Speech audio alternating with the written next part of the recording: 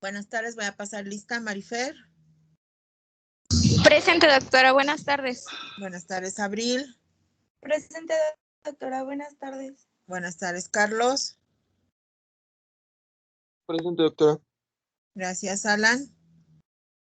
Presente, doctora. Buenas tardes. Buenas tardes, Mariana. Presente, doctora. Buenas tardes. Buenas tardes, Oscar.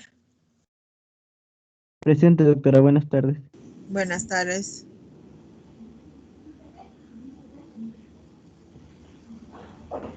Jocelyn.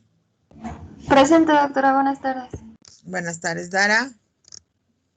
Presente, doctora. Buenas tardes. Buenas tardes, Eugenia. Presente, doctora. Buenas tardes. Buenas tardes, Dania.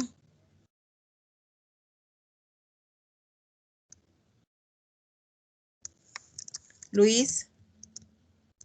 Presente, doctora. Buenas tardes. Buenas tardes. Hugo.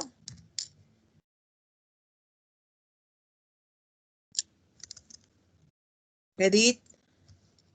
Presente, doctora. Buenas tardes. Buenas tardes. Alexandro. Presente, doctora. Buenas tardes. Buenas tardes. Alan. Presente, doctora. Buenas tardes. Buenas tardes. Darío. Presente, doctora. Buenas tardes. Buenas tardes. María del Rosario. Presente, doctora. Buenas tardes. Buenas tardes. Ana Laura.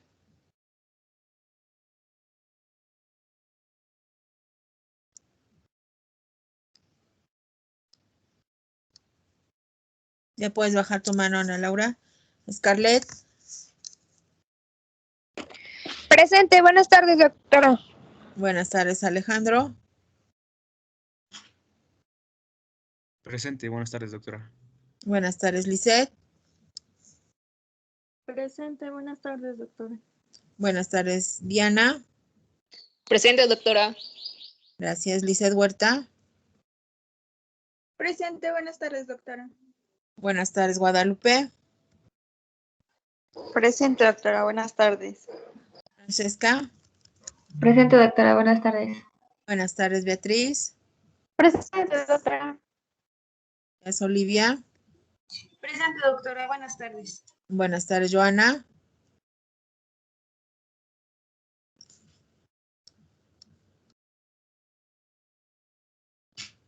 Ok, puedes bajar tu mano. Aime. Presente, doctora. Buenas tardes. Buenas tardes, Amando. Presente, doctora. Buenas tardes. Buenas tardes, Paola. Presente, doctora. Gracias, Verónica. Presente, doctora. Gracias, Dulce.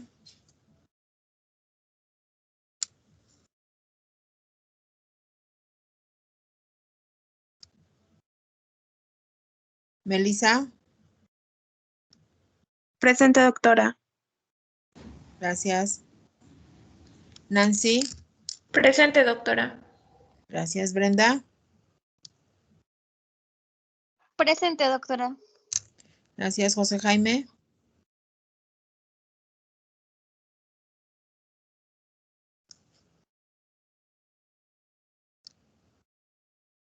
Esli. Presente, doctora. Buenas tardes. Buenas tardes. Diana. Presente, doctora. Buenas tardes. Buenas tardes, Dafne. Presente, doctora. Buenas tardes. Buenas tardes, Jorge. Presente, buenas tardes, doctora. Buenas tardes, Ramsés. Listo. Ok, ¿alguien que haya entrado ahorita? Yo, doctora. Cortés González. ¿Quién más? Gracias. Sí. Dania.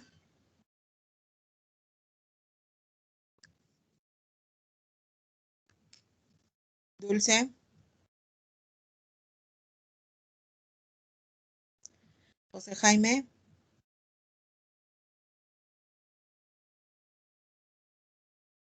Bueno, empezamos, por favor. Doctora, disculpe. Sí. Yo entré tarde, es que no me parecía la clase. Dulce Román. Ok. Gracias.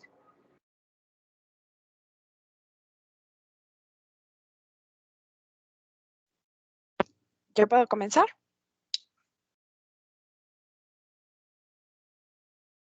¿Sí me escucho? Bueno, hola. Ya puedes comenzar. Sí, se escucha Ok, perfectamente. sí me Se escucho. escucha Pensé muy que bien. no me escuchaba.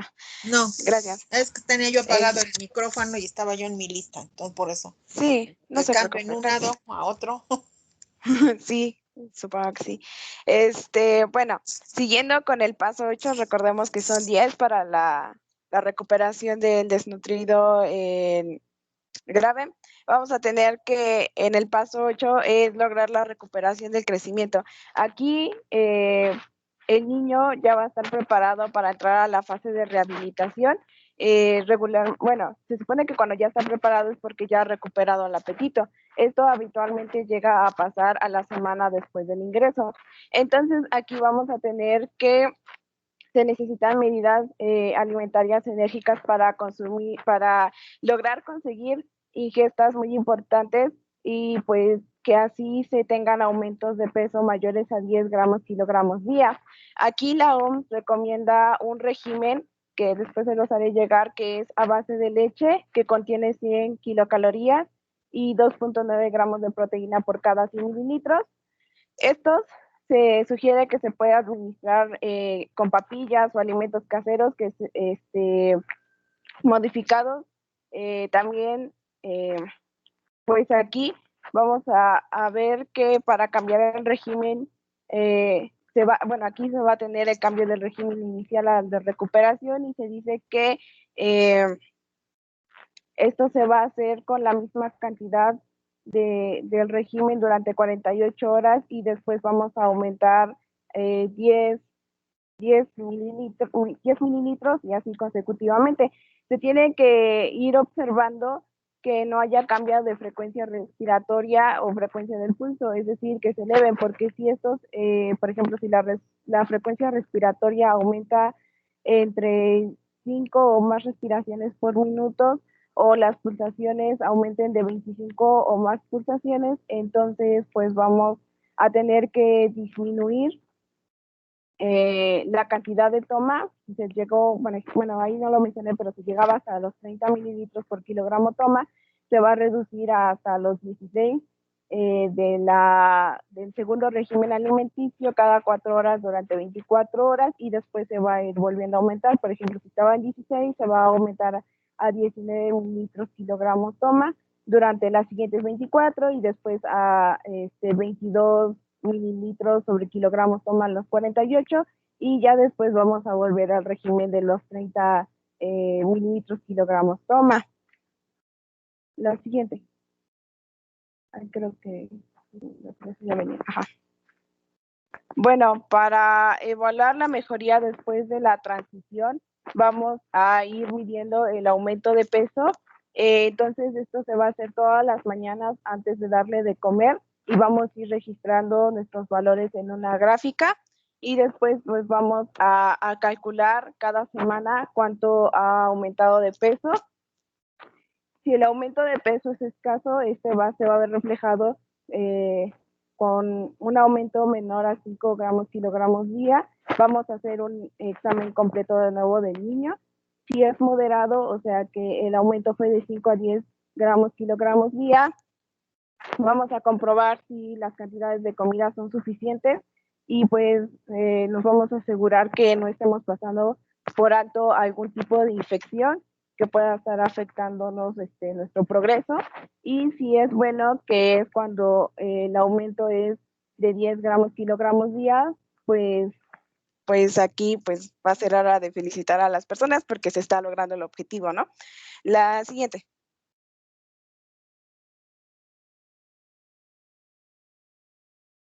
No, no es el paso 9.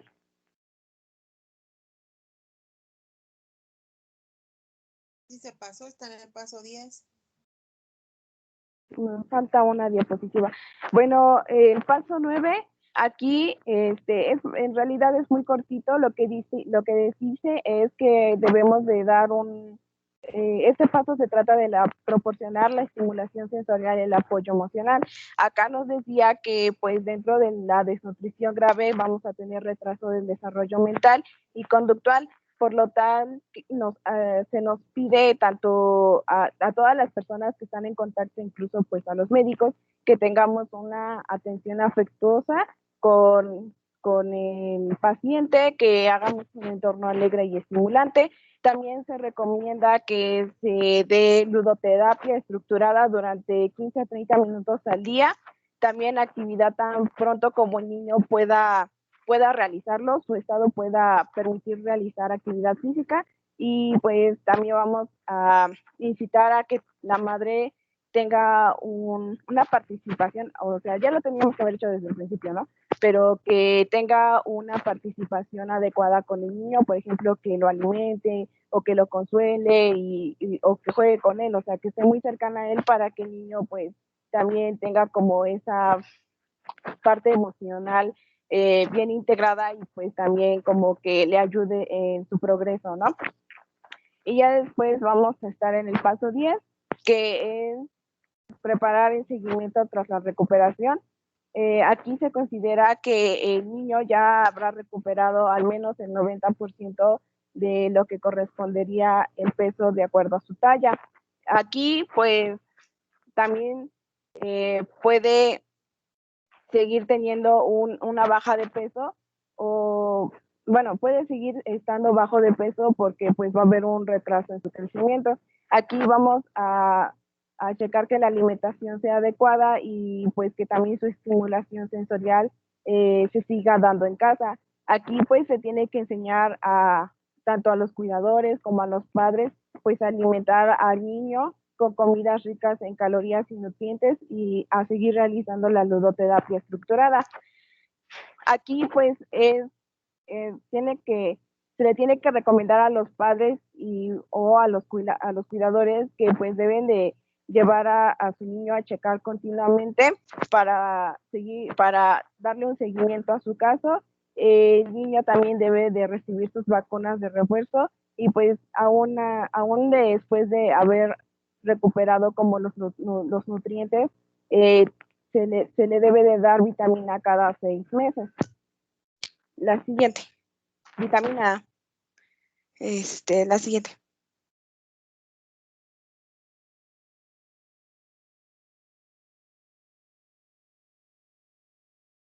No la veo. Ah, ya vi por qué se la moví. Ajá, ahora vamos con la prevención. Con respecto a la prevención, tenemos que en la prevención pues tenemos que es fundamental eliminar pues el retardo en la talla, la desnutrición aguda y las deficiencias de micronutrientes en niños menores de 5 años y la anemia en mujeres, porque ahí es donde frecuentemente, o esta parte de la población es donde se llega a ver la desnutrición. Si se ve pues en la anemia en mujeres embarazadas, pues vamos a tener niños con bajo peso o con deficiencias del tubo neural, por ejemplo, si fue una anemia de folatos en el primer trimestre, ¿no? Entonces es adecuado pues mantener un buen estado nutricional en las madres embarazadas y pues en los niños menores de 5 años, porque son los que pues pueden resultar más afectados dentro de una mala nutrición. También tenemos pues fomentar los programas adecuados para las poblaciones más necesitadas. Como veíamos al inicio, pues las poblaciones que más sufren desnutrición pues son aquellas poblaciones indígenas. Entonces es adecuado implementar más programas que nos distribuyan tanto suplementos alimenticios como la alimentación comunitaria, ¿no? También la consejería sobre la lactancia materna y prácticas adecuadas de alimentación complementaria, es decir, educar a la madre de que hasta cuántos meses puede retirar la lactancia materna, para qué sirve la lactancia materna, cómo iniciar la alimentación complementaria para que pues el niño tenga una buena nutrición desde los primeros años de vida. También la promoción de la higiene al trato de los alimentos, como el lavado de manos, también el mejoramiento de la calidad del agua, que esta sea agua potable, porque en muchas zonas, como les mencionaba, pues no se cuenta con siquiera agua potable o con una buena higiene. Y pues también el adicionamiento de nutrientes, como se mencionaba, pues algunos con vitamina y a las madres pues con ácido fólico. Y pues el pronóstico, cuando es detectado a tiempo o cuando hay una detección precoz, pues es bueno, pero es malo cuando pues la edad del menor es de 6 meses, o sea, es menor de 6 meses, hay un déficit del peso y de la talla mayor al 30% o del peso y estatura mayor al 40%, hay esuporocoma, hay infecciones, especialmente de bronconeumonía o sarampión. Por eso se recomendaba la aplicación de la vacuna del sarampión, las petequias o tendencia de hemorragias, la deshidratación o alteraciones de electrolitos, especialmente de potasio, y cuando hay acidosis, la taquicardia severa, síntomas de insuficiencia cardíaca o dificultad respiratoria, proteínas séricas totales menor de 3 gramos sobre decilitro, anemia severa con síntomas de hipoxia, o sea, muerte celular, y ictericia clínica, aumento de transaminasas o bilirrubinas séricas, lesiones cutáneas exudativas o exfoliativas extensas, o ulceraciones profundas por decúbito. Y ya, pues, eso sería como la última parte de mi presentación. ¿Tienen alguna duda? Ah, no te dije que le pasara ese dictamen. Eso fue lo que les dije, lo del pronóstico.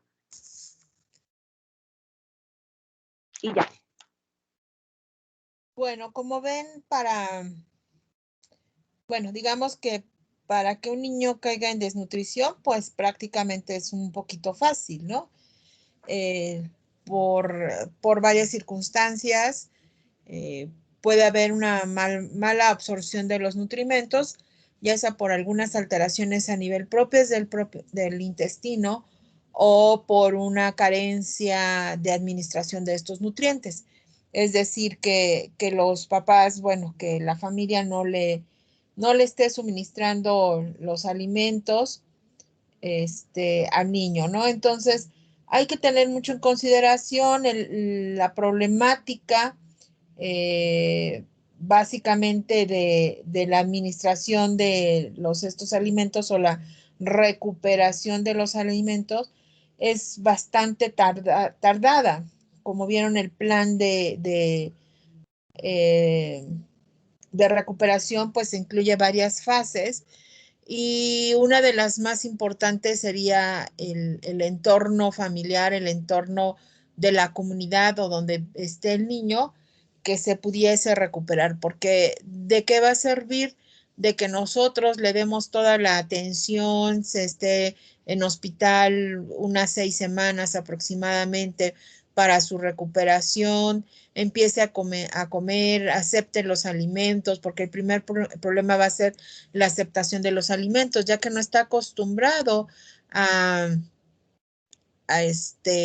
comer alimentos, pues obviamente esto va a hacer que no sean bien aceptados y nos cueste trabajo, ¿no? En primer lugar, a veces ni siquiera tienen dientes, aunque ya tengan 2, 3 años, no tienen dientes por la misma desnutrición tan severa que tienen, ¿no? Entonces, sí es muy importante que nosotros veamos todos estos puntos, ¿verdad? Y no tampoco nos pongamos a exigir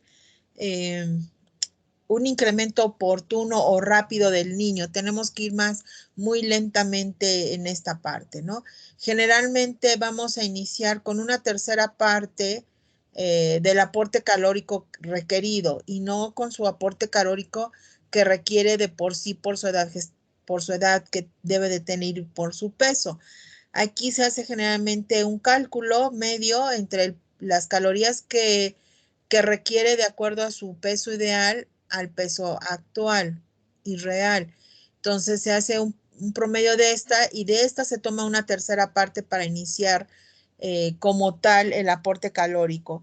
Y poco a poco se tiene que ir incrementando de acuerdo a la tolerancia del niño, porque obviamente recuerden que para la recuperación va a tener muchos problemas de absorción, de tolerancia, va a empezar con un ciclo vicioso de diarreas importantes por una mala nutrición a nivel intestinal. También se tiene que recuperar lo que son los micronutrientes, como son todos los minerales, las vitaminas, el hierro, el calcio, ¿verdad? Sodio, potasio, todos esos se debe empezar a recuperar poco a poco. Y antes de que iniciemos como tal una recuperación de los alimentos, bueno, del peso, perdón, obviamente primero tenemos que descartar que no tenga ningún proceso infeccioso para primero combatir el proceso infeccioso y posteriormente ya iniciar con el plan de nutrición para cada uno de estos niños. Si bien nos dan las pautas que están establecidas de cómo es la inicio de la recuperación de nutrición, debemos recordar que esto va a depender mucho, mucho, mucho de cada niño. Tenemos que ser individuales en cada niño, ver si es marasmático, si es guaxiorco, si es desnutrición crónica por alguna situación o porque tiene alguna alteración. Por ejemplo, los niños que tienen síndrome de intestino corto, obviamente su nutrición es un niño que siempre va a estar bajo de peso, desnutrido, puede ser, y obviamente esto va a condicionar que no haya una buena cicatrización a nivel del intestino y esto va a condicionar pues una mala absorción de nutrimentos. Mientras a quien le toca trastornos de déficit de atención, por favor, en lo que estoy comentando. No sé si alguien tenga algún comentario o haya visto algún niño o alguna vez si es que tuvieron oportunidad antes de esto de ir a prácticas clínicas y les tocó ver algún niño con desnutrición.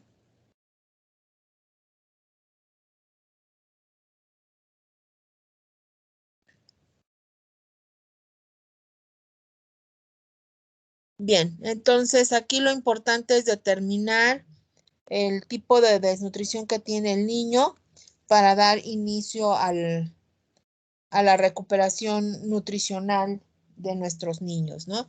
Y obviamente también ver las posibilidades en casa, cómo va a ser también esta recuperación, porque como les digo, puede ser que las recuperemos muy bien en el hospital, se vaya con un adecuado peso y resulta que llega a casa y volvemos al ciclo de no una buena alimentación, ¿no? Entonces, a veces el gobierno apoya a la gente con dinero y en vez de que ellos compren leche, pan o harinas o verduras, carne, compran refresco, compran cerveza, compran vino en vez de que se estén nutriendo bien los niños. Entonces hay que ver todos estos factores. Debe de incluirse una trabajadora social para una visita a domicilio y ver qué es lo que está pasando con este niño y por qué está en ese abandono de mala nutrición.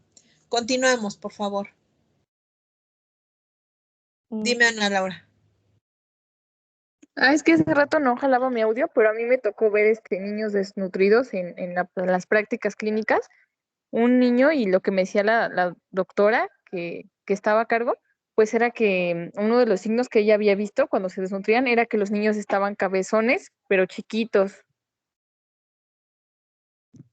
Y también me tocó, así como usted mencionó, una niña de 2 años y la niña no sabía masticar, no sé si era porque no comía o qué, pero estaba muy desnutrida y tenía una infección y no masticaba la comida. Eso también puede ser secundario, pues, a la apatía. Llega un momento en esta parte de la desnutrición que son niños apáticos, niños con sueños, niños cansados. Solo el tratar de masticar o meterles la comida les condiciona mucho cansancio, ¿verdad? Porque su reserva metabólica que tienen, pues solamente está para, digamos, mantener los signos vitales y que no se mueran, ¿no? Entonces, el hecho de hacer el esfuerzo de masticar es bien difícil. Entonces, por eso se recomienda que al principio se dé ya sea o molida la comida o licuada, ¿verdad? Que se le empiece o en papillas en determinado momento hasta que, digamos, recuperen cierto porcentaje de ¿cómo se llama? De peso y de fuerzas, ¿verdad? Y de estado anímico. Una vez que el niño empieza a recuperar su peso, luego ya se ve como con avidez comen, ¿verdad? Hasta ellos mismos comen la comida con sus deditos, se la meten y están ávidos de la comida, ¿no? Entonces, sí es muy difícil, mucho problema. Y el hecho que estén así como cabezones y panzones puede ser una desnutrición mixta de la marasmática y de la huashiorkor, porque el huashiorkor, recuerden que es hay edema. Entonces puede ser combinación de ambas, ¿verdad? Que tengan un edema y a lo mejor este edema es secundario ya a una falla hepática, ¿verdad? Se convierte en falla hepática el hígadito y al momento que empezamos a hacer la recuperación puede convertirse en hígado graso en la falta de esta de recuperación. Cuando un bebé empieza a recuperar peso, lo primero que se empieza a ver es como si te pusieran como las bolsas se me falta el nombre, a nivel tengo aquí el nombre, Bush. Se le hacen como unas bolsitas abajo de lo que es el maxilar inferior y como se ven como cachetoncitos. Se me falta. Ahorita me acuerdo y les digo. Entonces eso es una característica de que el niño ya está incrementando de peso paulatinamente. Bueno, empezamos, por favor. ¿No es papada? No, esos son de obesos. ¿No son las bolas de Bichat o Bichat? Ándale, las bolsas de Bichat. Sí. Perdón, pero es que sí, la papada es otra cosa. Sí, las bolsas de Bichat, sí, a eso es. Esa. Les digo que tenía yo aquí el nombre, la B, pero no me acordaba yo cómo. Sí, esas son las primeras que se empiezan a observar. Bueno, empezamos. Sí, doctora.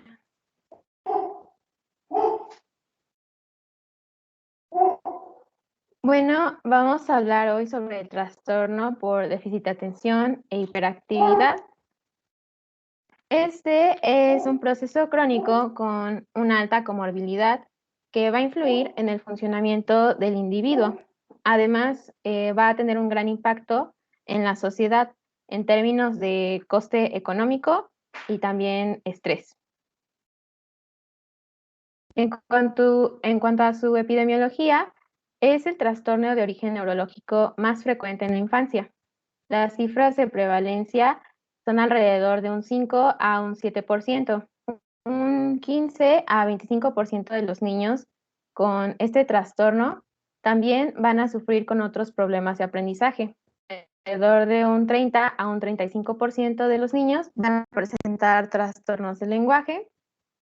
Un 15 a un 20% van a padecer trastornos del estado de ánimo. Un 20 a 25% van a tener trastornos de ansiedad y un 60 a un 80% de los niños afectados, los síntomas van a persistir hasta la adolescencia y hasta el 40 a 60% de los adolescentes van a presentar síntomas en la edad adulta. Aquí estamos viendo una imagen de las afectaciones que se presentan en cada etapa. Por ejemplo, en el preescolar pueden haber sentimientos de incompetencia de los padres. En edad escolar podemos identificar dificultades académicas y también en la interacción social, que a menudo pues van a ser toleradas por los compañeros. En la adolescencia, los jóvenes pueden tener baja autoestima, experimentación con tabaco, alcohol, drogas.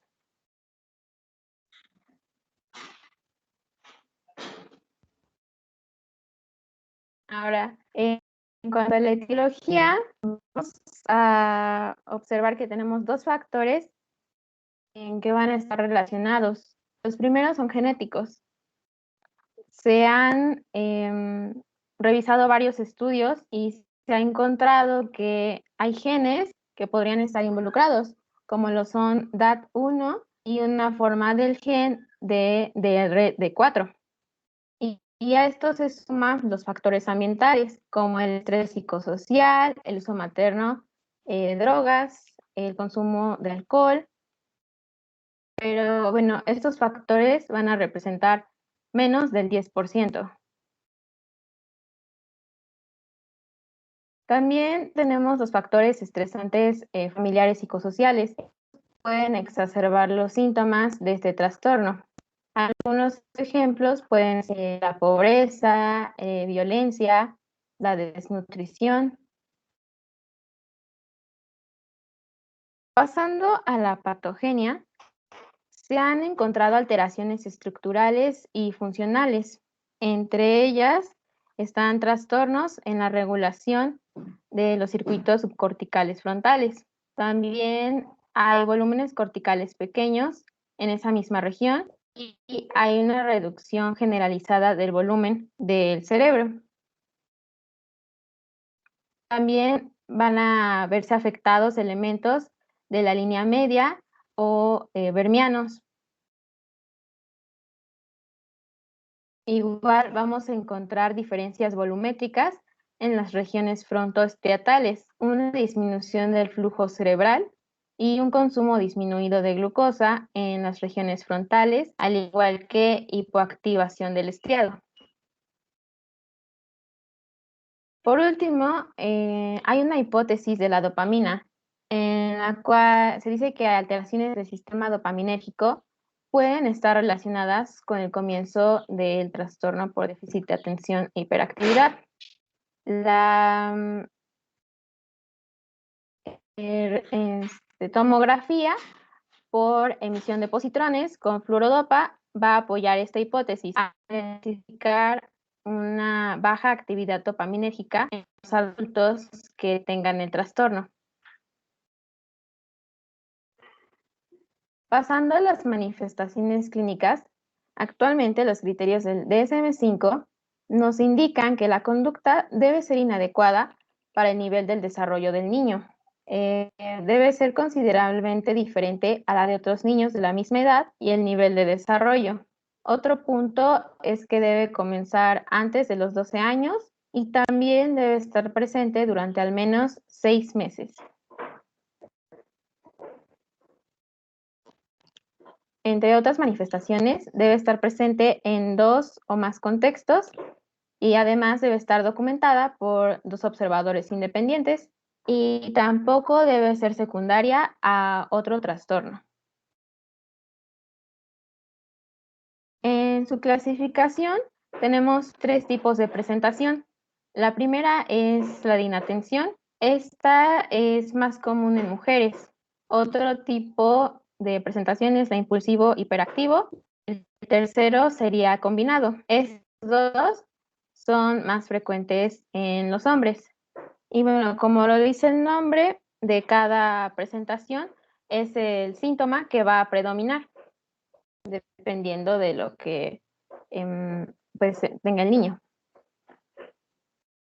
Entre los síntomas vamos a encontrar agitación motora, conductas agresivas y disgregadas. También podemos observar desorganización, distraibilidad e inatención. Este trastorno es difícil de diagnosticar porque la distraibilidad y la inatención son consideradas como parte del desarrollo de los niños en ese periodo. Para el diagnóstico tomamos en cuenta 4 factores. El primero es la historia clínica, el segundo es la exploración física. Normalmente podemos encontrar a un niño con hipertensión arterial, ataxia, somnolencia o alguna enfermedad tiroidea. Tenemos que evaluar también la visión y audición. Dentro de también se puede hacer la entrevista, que esta incluye las escalas de valoración que más adelante les voy a mencionar. Y bueno, en cuanto a las pruebas de laboratorio, pues no hay pruebas estándar a menos que el niño esté cursando con otra enfermedad.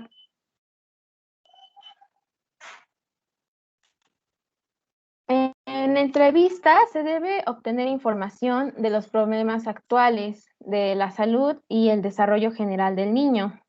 Se deben analizar, bueno, solicitar los antecedentes familiares y sociales.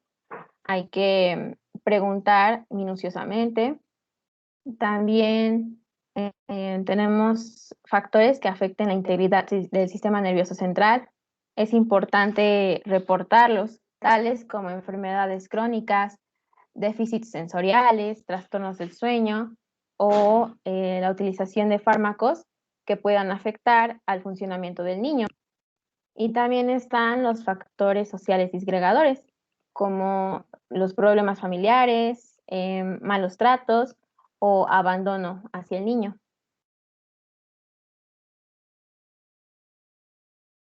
Aquí vemos una clasificación de lo que podríamos hacer en el caso de que los niños presenten poca concentración o hiperactividad o impulsividad, y las diferentes preguntas que deberíamos realizar para poder llegar al diagnóstico de una manera más sencilla y oportuna. En esta imagen están viendo los criterios del DSM-5 y bueno, en el primero dice que es un patrón persistente de inatención o hiperactividad, impulsividad, que va a interferir con el funcionamiento o el desarrollo que se caracteriza por 1 o 2. Y deben presentarse 6 o más de los siguientes síntomas, por lo menos 6 meses. Y bueno, son varios, pero aquí están las clasificaciones que ya les había dicho, la de inatención y la de hiperactividad e impulsividad.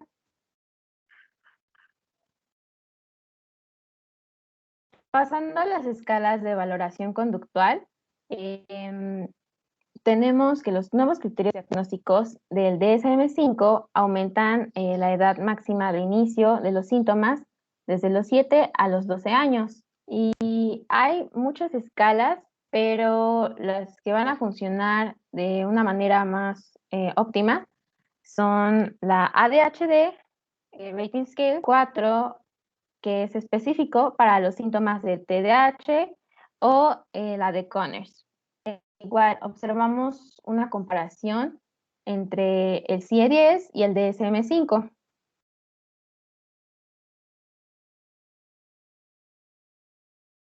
El comportamiento problemático se refiere a que los síntomas interfieran en el funcionamiento social y el académico. A su derecha ven una imagen en la que diferentes factores podrían derivar del trastorno por déficit de atención e hiperactividad. Por ejemplo, en los trastornos antisociales, el paciente podría mostrar conductas de violencia o crimen. En el caso de abuso de sustancias, podría involucrar en accidentes o en peleas. Si es inatención e impulsividad, podrían haber igual accidentes o tener malos hábitos de salud. Si presenta conductas arriesgadas, podrían ser accidentes también. Pasando al diagnóstico diferencial, es importante descartar trastornos de ansiedad, trastornos depresivos, el trastorno oposicionista desafiante, trastornos de la conducta, trastorno del espectro autista, otros trastornos médicos, trastornos adaptativos secundarios a factores estresantes, tales como la pérdida de un familiar cercano, el divorcio de los progenitores, la mudanza y también trastornos de la relación paterno-filial, por ejemplo, abandono o la sobreprotección del niño. En el tratamiento se va a dividir en farmacológico y no farmacológico. El no farmacológico es a través de la terapia conductual. Se recomiendan 8 a 12 sesiones. Este es el tratamiento de elección. Además, es útil en niños con comportamientos hiperactivos, impulsivos, que no todos ellos cumplan con los criterios estrictos del trastorno. Pasando al tratamiento farmacológico, tenemos los agonistas dopaminérgicos presinápticos, o mejor conocidos como psicoestimulantes. Estos son metilfenidato, dexmetilfenidato, anfetaminas y preparaciones de anfetamina y dextroanfetamina. Todos ellos van a administrarse una vez al día. Casi siempre se utiliza el metilfenidato. El 25% de los pacientes que demuestra una respuesta óptima tiene una dosis diaria baja de menor a 0.5 miligramos por kilogramo al día. Si se utilizan anfetaminas, entonces sería una dosis menor a 0.25 miligramos por kilogramo al día. Otro 25% va a tener una respuesta óptima con una dosis media de 0.5 a 1 miligramo por kilogramo al día. E igual con anfetaminas, la dosis cambia a 0.25 a 0.5 miligramos por kilogramo al día. Finalmente, otro 25% va a tener una respuesta óptima con dosis altas. Para el caso de metilfenidato es de 1 a 1.5 miligramos por kilogramo al día, y en el caso de las anfetaminas es de 0.5 a 0.75 miligramos por kilogramo al día. Se debe fraccionar la dosis en 2 tomas al día. En el caso de que metilfenidato sea ineficaz, se va a utilizar un derivado de anfetamina. Y también, si con el segundo estimulante no se obtienen resultados, entonces se va a utilizar atomoxetina, que es un inhibidor de la recaptura noradrenérgica, y se inicia con 0.3 miligramos por kilogramo por día de este fármaco. Y se va a regular en 1 a 3 semanas hasta alcanzar una dosis máxima de 1.2 miligramos. Las complicaciones que se van a presentar con mayor frecuencia son los trastornos cardiovasculares. Estos incluyen el infarto de miocardio, accidente cerebrovascular en adultos, el cual llega a ser muy raro en los niños, y también puede presentarse muerte súbita por paro cardíaco. En los niños que tengan algún trastorno cardiovascular, se les debe preguntar si padecen alguna miocardiopatía, arritmias o síncope. En el caso de que sí las presenten, pues hay que solicitar un electrocardiograma y una consulta de cardiología. Otros fármacos que se han utilizado para el TDAH son guanfacimide, este es de larga duración, la clonidina y antidepresivos tricíclicos. Pero estos ya están en desuso porque tienen un riesgo de muerte súbita. Las preparaciones de administración única diaria van a ser útiles para aumentar los efectos positivos y reducir los efectos adversos. El paciente debe asistir a consulta por lo menos 4 veces al año para controlar su medicación. Y finalmente, el pronóstico es favorable. Los síntomas de hiperactividad tienden a disminuir. La desventaja es que la inatención, impulsividad y desorganización pues se hacen más prominentes conforme el paso del tiempo. Y en el caso de que no se dé un tratamiento, pues el paciente va a tener conductas de riesgo o puede presentar fracaso escolar e incluso dificultades para conseguir un empleo o relacionarse con los demás. Y bueno, eso sería todo.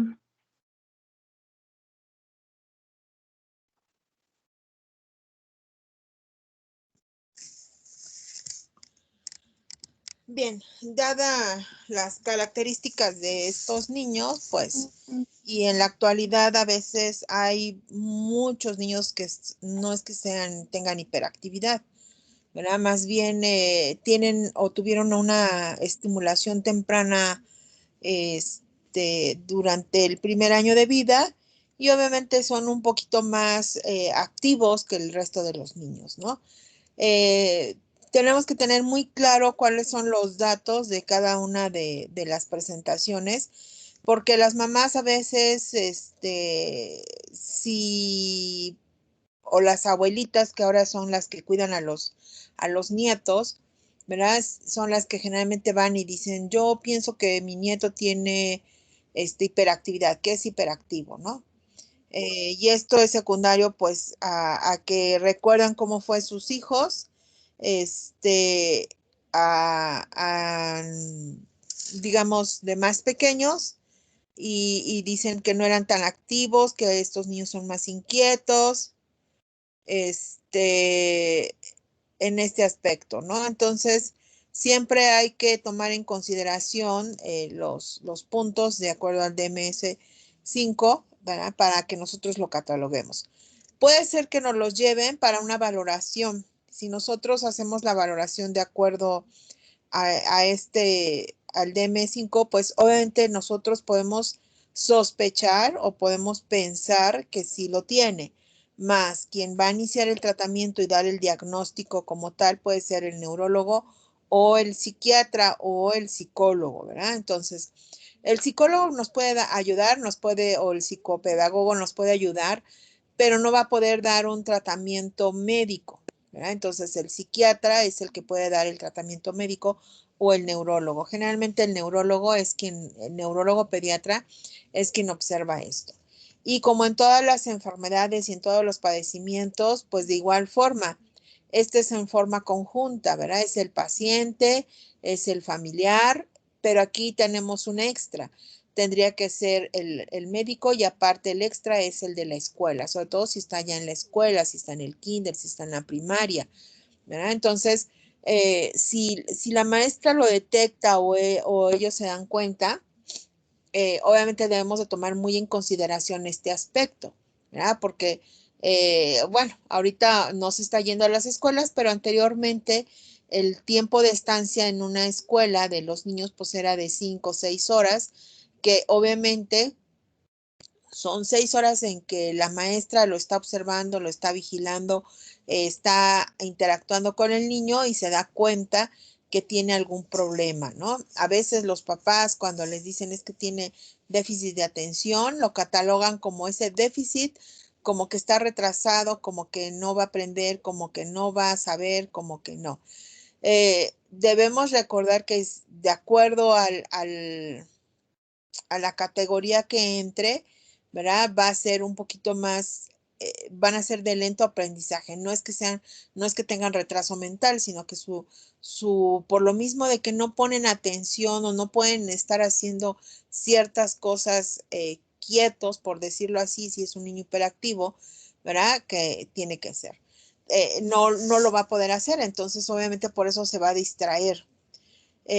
Afortunadamente ya hay escuelas especiales para estos niños, ¿verdad? Que generalmente son maestras o profesores con psicopedagogía, la cual les va a ayudar bastante porque les ponen a hacer actividades o les van enseñando de acuerdo a su forma de actuar, ¿no? Entonces, y desafortunadamente cuando los papás no lo aceptan y no llevan a cabo un tratamiento, ya no sea médico o sea de terapia, ¿verdad? Si no lo llevan, cuando son adolescentes o son adultos, sobre todo adolescentes, pues vamos a tener embarazos no deseados, vamos a tener drogadicción, alcoholismo. En los adultos no van a tolerar, si pasan a la etapa de adolescentes sin mayor problema, en los adultos son personas que no pueden estar con una pareja, se divorcian muy frecuentemente, no pueden estar en un trabajo porque no permiten que se les esté mandando, ¿verdad? Ellos quieren ser los jefes, ellos quieren hacerlo a su modo, cambian repentinamente de trabajos, ¿verdad? Porque no se están a gusto, no están bien, no toleran las reglas. Ese es el otro punto que hace falta mucho que acepten las reglas a estas personas, ¿no? Entonces, sí es de vital importancia, ¿verdad? Descartar en determinado momento si sí o no son niños que tienen este trastorno, ¿verdad? Aparentemente se ha incrementado un poco esto porque los niños son más activos, más interactivos en ciertas cuestiones, ¿verdad? Pero también hay que ver la tecnología que actualmente se está manejando, que se está llevando a cabo, y que esto va a hacer que ¿cómo se llama? Que pareciera que tienen este trastorno, ¿no? Entonces, sí hay que valorarlos bastante bien, ¿verdad? Si nosotros no nos convence nuestra valoración, bueno, pues hay que mandarlo entonces con el neurólogo para que se valore. No sé si alguien, también se puede presentar en estos niños, perdón, la enuresis, ¿verdad? Hay que verlos, en algunas ocasiones se presenta la enuresis como este trastorno, ¿no? Bueno, ¿no tienen algún comentario, pregunta? ¿Algún conocido? ¿Alguien que se asemeje con los criterios que acabamos de establecer? Creo que había oído de que era difícil el diagnóstico porque muchos de los síntomas son parecidos a otros trastornos. No, realmente es, si tú vas por la guía del DMS, de acuerdo a lo vas calificando, realmente es muy fácil de diagnosticarlo. A veces entre los tres tipos que existen del trastorno, ¿verdad? Porque uno predomina la hiperactividad, otro la tensión, a veces son combinados. Entonces, a lo mejor ahí es donde puedes, digamos, tener la confusión. Pero si tú vas de acuerdo al cuestionario que está en los puntos, es muy fácil de diagnosticarlo.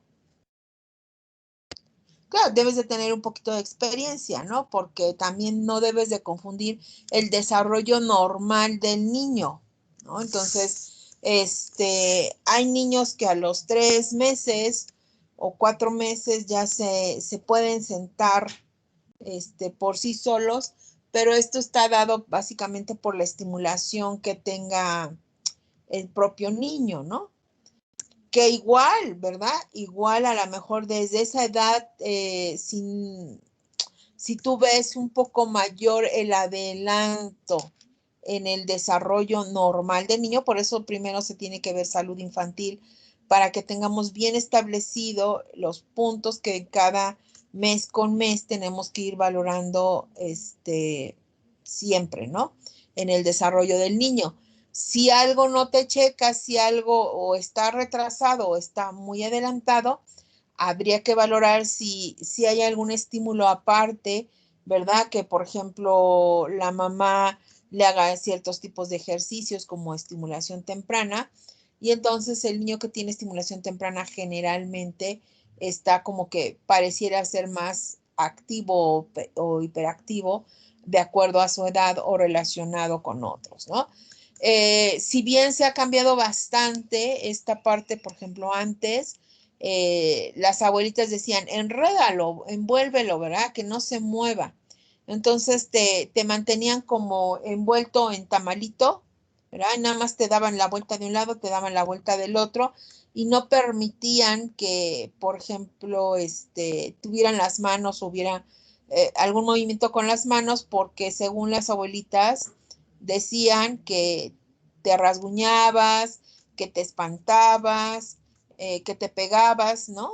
Que te chupabas mucho la mano, pero son reflejos o son situaciones normales, porque el niño va a explorar su medio, ¿verdad? Entre los 6, 8 meses de edad, todo se va a meter a la boca. ¿Por qué? Porque es la forma de interactuar con el medio. O sea, como no tiene forma de expresar y de que le digas esto es dulce, esto es salado, eso no se chupa, ¿verdad? Entonces, siempre todo lo que tú le des, obviamente se lo va a meter a la boca porque lo tiene que probar a través del gusto, es su forma de conectarse con el medio externo o medio fuera, ¿verdad? Entonces, con eso como que él va a sentir, o sea, si es rugoso, si es salado, si es amargo, si es así, todo lo que es, pruebe él y entonces va a empezar a identificar colores, ¿verdad?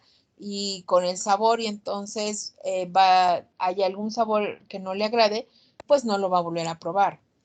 Pero entonces, si estos niños lo hacen mucho antes, sobre todo, por ejemplo, el gatear a los 6 o 7 meses, el poderse sentar solos o inclinarse, ¿verdad? Sin que se le caiga la cabecita, que tenga un excelente sostén cefálico a los 3 meses, 4 meses, bueno, te tiene que poner en alerta y vigilar a ese niño, porque a lo mejor sí tiene algún trastorno por ahí, ¿no?